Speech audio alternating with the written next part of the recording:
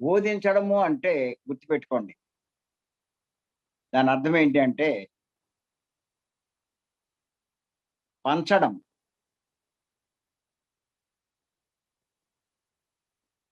అంటే జ్ఞానాన్ని దానం చేయడం. చాలా ముఖ్యం.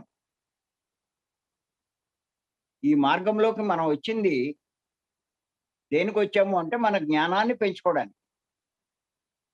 ఈ జ్ఞానం ఎలా పెరుగుతుందంటే అందులో ఒక మార్గం పంచడమే. పంచింది ఎప్పుడూ పెరుగుతూ ఉంటుంది.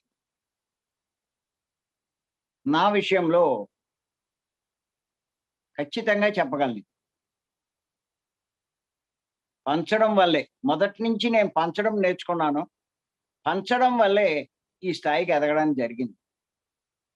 పంచకపోతే అంత పెరగదు. ఏదో కొద్దిగా పెరుగుతుందంతే. మీరు ఎంత పంచుతూ ఉంటారో ఈ జ్ఞానం మీ బ్రెయిన్‌లో రికార్డ్ అయిపోతుంది. పంచిందల్లా. ఆ సందర్భాన్ని బట్టి, అవసరాన్ని బట్టి అది మీకు స్ఫురణకొచ్చి బయటకొస్తూ ఉంటుంది.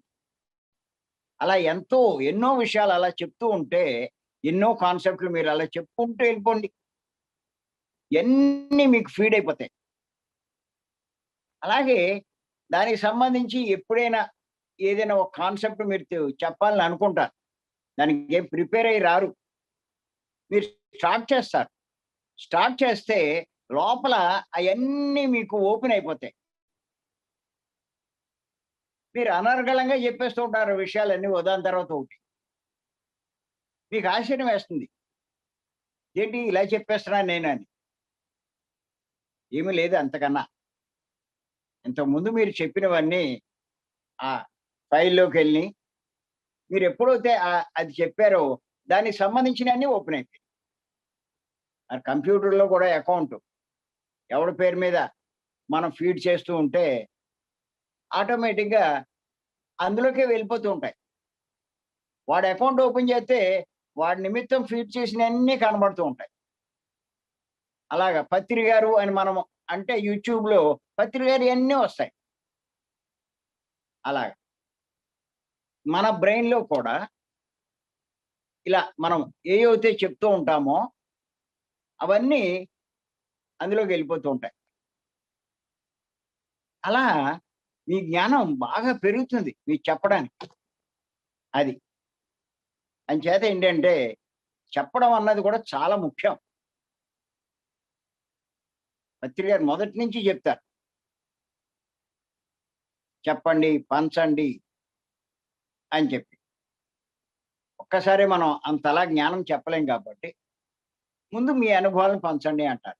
అక్కడి నుంచి స్టార్ట్ చేయాలి. ఇంక మన బతుకంతా అనుభవాలతోటి ఉండిపోకూడదు. స్టార్ట్ చేసి జ్ఞానపరమైన విషయాలు మనం చెప్తూ ఉండాలి.